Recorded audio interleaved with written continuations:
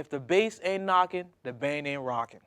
That's a bass guitar, string bass, tuba, bass drum. If that's not rocking, you're not gonna be sitting there listening because you need that pulse. I don't care what you're listening to, rock, hip hop, reggae, whatever. That's the thing that's gonna make you move. That's the heartbeat that you feel when you're in that loud club at night. Like, what the hell was that? That's what it was. That's why they turn it up so loud. You're drunk, but then you feel that more than anything. We always say, nobody come to see Rebirth. They always come to hear us. We come there, we a party. Not looking for perfection from us.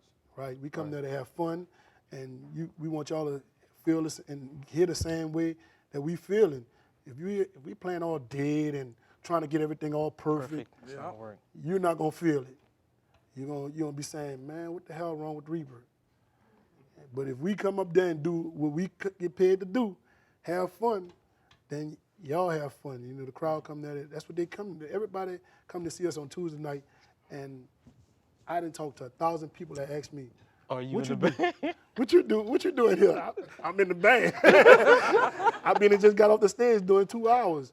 So it just proved the point that nobody comes to see us. They actually come to hear us. Right.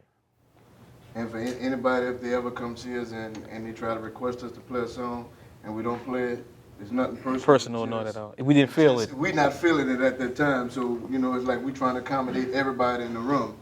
And if you want us to play, feel like funking it up, and it's not time for it, or we just don't feel it, we won't play it. And they be looking at it like, I asked them to play a song and they didn't play it. And we don't care about how much money, because we done got offered money to play a song. I got $100, play that song.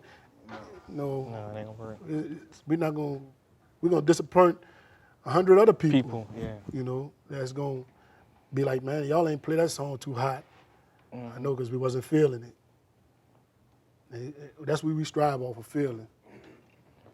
Are the horn arrangements done the same way the drum arrangements are? When you were playing Caribbean second line, the sax decided to harmonize the trombone part. Is that going to be what you're hearing that night as far as who's going to take, what's that? For that moment. It always changes. It's spontaneous. Everything is spontaneous. Whatever, I might have something going on in my head. I might not even be on the bandstand, but on the bandstand, I might just start playing something else. Because I'm in Never Neverland or something, and the band is here, and if I'm hearing something else, I could be hearing a different song in my head. I might start playing off of the song that I'm hearing in my head, and it won't even conflict with what the saxophone is doing.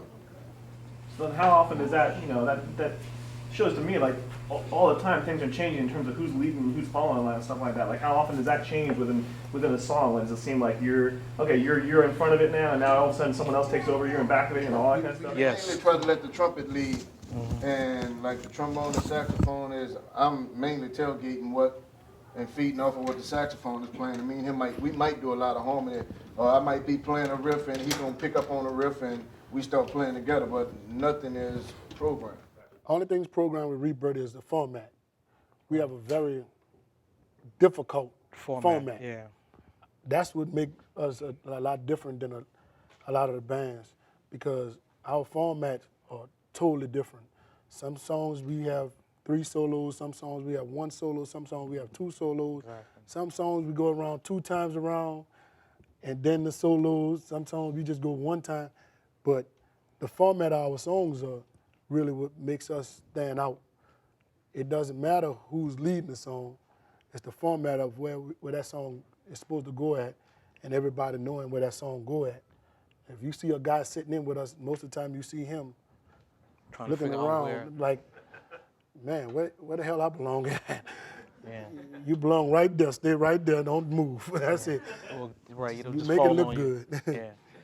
Just to add to what he was saying about the format, like the format that we originally created was like what the Dirty Dozen was doing, and their format is kind of like a jazz format where you have the trombone, saxophone, and the trumpet being the last soloist. That's really a jazz format. Even the way we set up is like a jazz. It's like a march. We're playing a jazz format in a marching band concert style with a bass drum on one side and a tuba on the other side. That's called marching band concert when you're on the field, because you want to have equal bass on each side. So we're trying to play jazz in that format because the 2 basses really should be next to each other. They shouldn't be separated. But we saw the Dirty Dozen do it, so we thought hey, that was the way to do it, not knowing that they were doing something that they learned in marching band. And as I learned more about marching band, I was like, okay, that's why you do that? Like, so we do jazz in that format where the trumpet is the last soloist, which is not necessarily weak, because if you're doing a second line, I always tell our saxophone player, does anyone ever come up to you in a second line and say, man, that solo you played was the great, they can't even hear this guy. I was like, so why are you taking a solo? So it's really a jazz format being played out on the street. So there are a lot of different things that are going on that are really cool to just check out.